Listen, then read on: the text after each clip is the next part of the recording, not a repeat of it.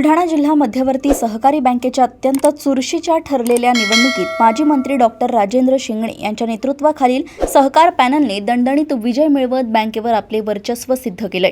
21 संचालकांच्या या निवडणुकीत 12 जागा आधीच बिनविरोध झाल्या होत्या, तर उर्वरित 9 जागांसाठी झालेल्या थेट लढतीत सहकार पॅनलने 7 जागांवर विजय संपादन केला। त्यामुळे 21 पैकी एकूण 19 जागा जिंकून सहकार पॅनलने बँकेवर आपली मजबूत पकड मिळवली आहे।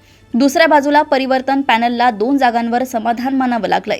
महिला राखीव मतदारसंघातून सहकार पॅनलच्या पुष्पाताई रामदास बारवकर आणि अस्मिता प्रदीप हेलगे यांनी मोठ्या फरकाने विजय मिळवला।